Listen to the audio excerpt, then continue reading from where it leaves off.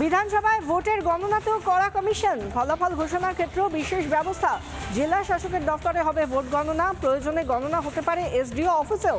CEO দফতর থেকে 150টি গণনা কেন্দ্রের নাম পাঠানো হয়। রাজ্যের 114টি গণনা কেন্দ্রকে ইতিমধ্যে বেছে নেওয়া হয়েছে বলে খবর। এই সূত্রে আরও কি জানা যাচ্ছে জানাবেন আমাদের প্রতিনিধি ইন্দ্রাশিস।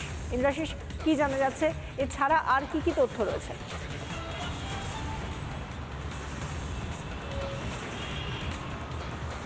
একেবারে দেখো, নির্বাচন কমিশনের পক্ষ থেকে যেটা জানানো হচ্ছে যে ভোটের ফলাফল এবং গণনা সেটা কিন্তু করা হবে জেলা শাসকের দপ্তর থেকেই।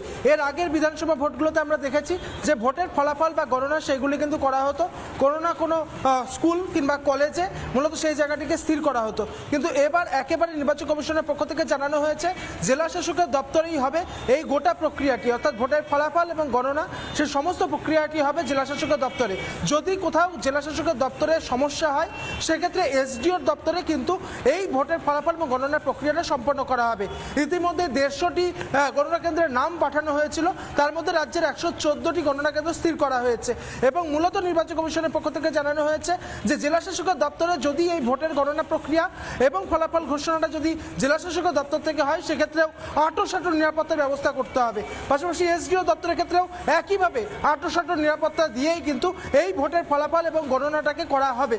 এবং যেটা নির্বাচন কমিশনের পক্ষ থেকে জানা যাচ্ছে, শুধু এই রাজ্যের ক্ষেত্রে এসআইআর এ বিভিন্ন সময়ে বিভিন্ন জায়গাতে গোলমাল অশান্তির ঘটনা ঘটেছে, একাধিক কারচুপির ঘটনা ঘটেছে। তারই মাঝে এসআইআর এর শুনানি প্রক্রিয়া চলেছে এবং তারপরে চূড়ান্ত ভোটার তালিকা প্রকাশের পরেই ভোটের দিন স্থির করা হবে। এবং ভোটের দিনের পর ভোটের ফলাফল, ভোটের গণনা, সেই সময়ও কিন্তু বিভিন্ন জায়গাতে অশান্তির ঘটনা ঘটেই থাকে।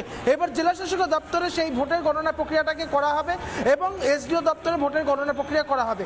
114টি ভোটের গণনা কেন্দ্র স্থির করে সেই সমস্ত জায়গাগুলিতে পর্যাপ্ত নিরাপত্তা দিয়ে এই সম্পূর্ণ ভোটের গণনা প্রক্রিয়াটাকে করা হবে বলেই নির্বাচন কমিশন মনে করেছে। এবং সেই মর্মেই কিন্তু এই সিদ্ধান্ত নেওয়া হয়েছে যে জেলা শাসকের দপ্তরেই হবে। আমাদের সঙ্গে থাকো ইন্দ্রাশিস। নানা ধরনের কন্টেন্ট দেখার জন্য লাইক করুন, শেয়ার করুন আমাদের ফেসবুক পেজ, সাবস্ক্রাইব করুন আমাদের ইউটিউব চ্যানেল। পাশাপাশি অন্যান্য ব্রেকিং নিউজের জন্য অবশ্যই চোখ রাখুন রিপাবলিক বাংলায়।